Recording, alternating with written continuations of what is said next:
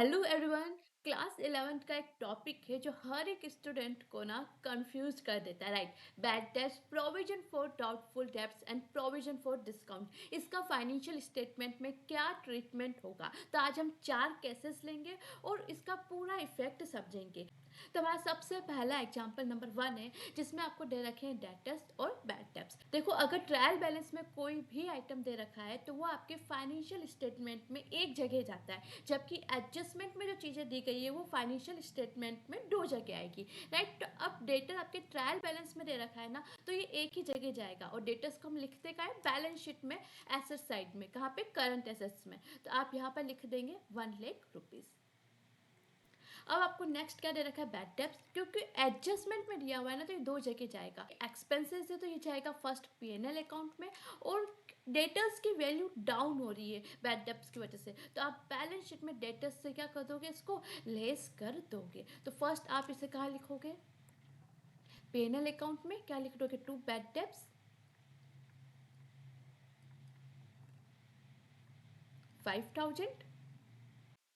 And second क्या करोगे, debtors में से आप बैड डेब्ट्स के नाम से पैसा लेस कर दोगे, कितना, 5,000 रुपीज़। तो आपके नेट डेटर्स कितने आ जाएंगे, 95,000। ये सबसे सिंपल एडजस्टमेंट था जो लगभग सभी को आता है। अब आपके नेक्स्ट एडजस्टमेंट में क्या है, फर्दर बैड डेब्ट्स और दे रखी है आपको, वही क्वेश्चन है लेकिन उसमें अब आपको क्या, फर्दर बैड डेब्ट्स दे रखी है। तो क्या करना है आपको, डेटर्स और बैड डेब्ट्स आपको एक जगह लिखना है। डेटर्स को कहाँ लिखोगे, बैलेंस शीट में, एसेट साइड में। आपने लिख दिया 1 लाख रुपीज़। और बैड डेब्ट्स कहाँ लिखोगे, पीएनएल के डेबिट साइड में, क्योंकि ये एक ही जगह जाएंगे। और एक्सपेंसेस और पीएनएल के डेबिट साइड में आप जाके लिख दोगे 10,000 रुपीज़। अब आपको दे रखा है फर्दर बैड डेब्ट्स, ये एडजस्टमेंट में है तो 2 जगह जाएंगे। एक तो एक्सपेंसेस है इसलिए पीएनएल अकाउंट के डेबिट साइड में जाएगा, और दूसरा इसका इफेक्ट क्या हो जाएगा कि ये डेटर्स की वैल्यू को क्या करता है, डाउन करता है। तो डेटर्स में से क्या कर दोगे, लेस कर दोगे। एडजस्टमेंट का मतलब क्या होता है कि जो आपने ट्रायल बैलेंस बनाते टाइम कंसीडर नहीं किए हैं वो एडजस्टमेंट आपको दिए रहते हैं। तो फर्दर बैड डेब्ट्स आपकी क्या हो जाएगी, डेटर्स में से लेस हो जाएगी, और आपका डेटर का नेट बैलेंस कितना आ जाएगा, 95,000 रुपीज़।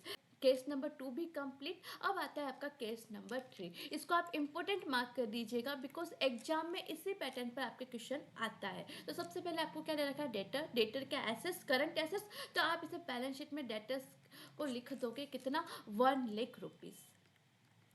नेक्स्ट आपको क्या दे रखा है, बैड डेब्ट्स। बैड डेब्ट्स क्या है, एक्सपेंसेस, इनडायरेक्ट एक्सपेंसेस। तो पीएनएल के डेबिट साइड में आप लिख दोगे 10,000 रुपीज़।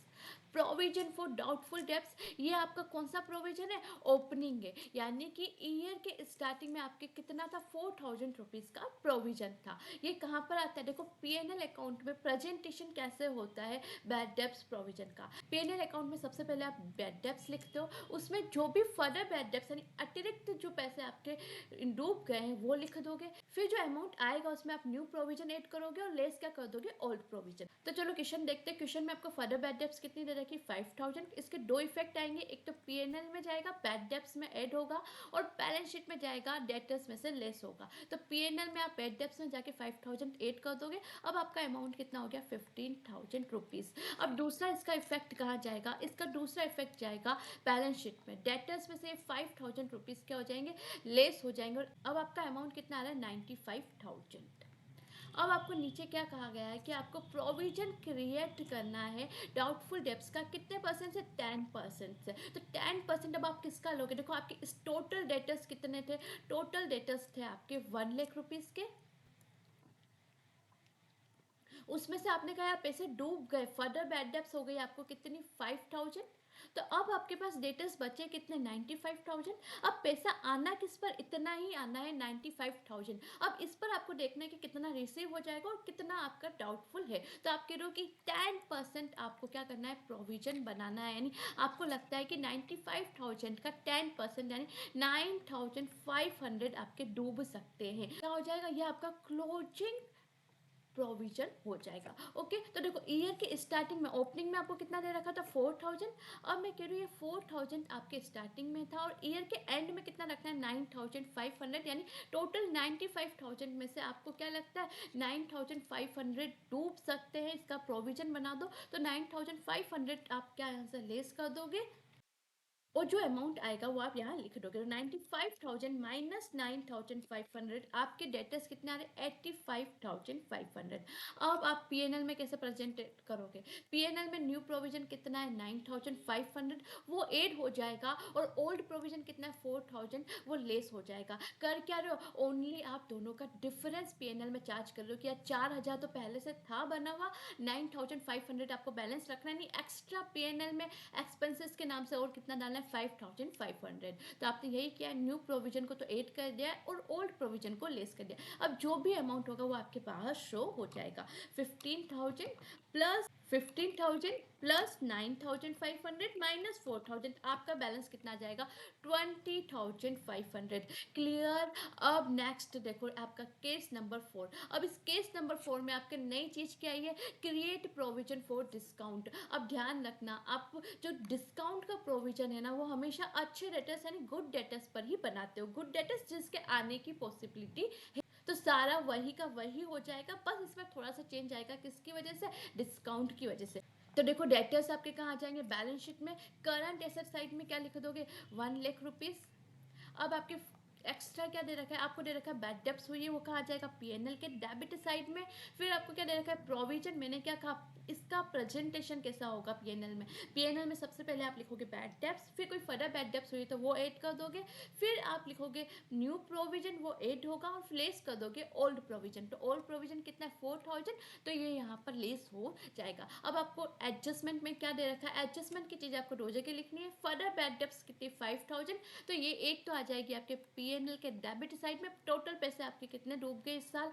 15,000 रुपये। एंड सेकंड क्या हो जाएगा इसका इफेक्ट? डेटर्स में से आपके 5,000 रुपीज डूब जाएंगे। अब आपके कितना बचा? 95,000। अब नेक्स्ट आपको क्या कहा है कि आपको प्रोविजन क्रिएट करना है, कितना? 10% से। तो जितने भी डेटर्स है, अब आप कह रहे हो दीदी मेरे पास डेटर्स कितने? 1,00,000, लेकिन 5,000 तो आपके डूब गए ना, यानी अब आपके डेटर्स कितने बचे? 95,000। अब इसी के ऊपर देखो कितना आपके डूबने की पॉसिबिलिटी है। तो 10% आपको लग रहा है क्या कि आपके पैसे डूब जाएंगे, यानी 9,500। 95,000 का कितना? 10%, यानी कि 9,500 आपके प्रोविजन के नाम से यहाँ पर लेस हो जाएगा। और ये कौन सा प्रोविजन है? ये आपका न्यू प्रोविजन होगा। जो ट्रायल बैलेंस में दे रखा है वो आपका क्या होता है? Old provision. और जो आप ईयर के एंड में क्रिएट करते हो वो आपका क्या होता है? न्यू। और न्यू प्रोविजन को आप क्या करोगे? पीएनएल में ऐड कर लोगे। अब इसका इफेक्ट देखो कितना आ रहा है? 15,000 प्लस 9,500 माइनस 4,000 रुपीज, कितना आ जाएगा? 20,500, ये बाहर शो हो जाएगा। यहाँ तक तो केस नंबर 3 आपका सेम था। अब न्यू चीज आती है, create a provision for discount. 5% से आपको प्रोविजन क्रिएट करना है। तो देखो जो आप अब क्रिएट करोगे ना, वो किस पे करोगे? आपके डेटर्स कितने? 95,000, उसमें जो प्रोविजन का अमाउंट है 9,500, उसको लेस करने के बाद कितना? 85,500। तो अब डिस्काउंट का प्रोविजन इस अमाउंट पे बनेगा। प्रोविजन फॉर डिस्काउंट किस अमाउंट पे बनेगा? आपके डेटर्स में से जो प्रोविजन है डाउटफुल डेब्ट्स का, वो लेस करने के बाद जो अमाउंट आता है 85,500, उसका 5% आपको निकालना है। 4,275, तो 4,275 यहाँ पर आपके लेस हो जाएंगे। क्या अमाउंट आ जाएगा डेटर्स का? 81,225। और प्रोविजन फॉर डिस्काउंट के नाम से एक्सपेंसेस कितना आ जाएगा? 4,275। तो ये आपके सारे एडजस्टमेंट कंप्लीट हो गए। केस नंबर 1 में आपने खाली बैड डेब्ट्स और डेटर लिया था, केस नंबर 2 में फर्दर बैड डेब्ट्स भी आई थी, केस नंबर 3 में आपने प्रोविजन क्रिएट किया था for doubtful debts, case number 4 में आपने प्रोविजन फॉर डिस्काउंट क्रिएट किया। आई होप ये पूरा जो कॉन्सेप्ट आपके क्लियर हो गया होगा। अभी भी कोई प्रॉब्लम है तो मुझे कमेंट सेक्शन में बताओ। Bye bye.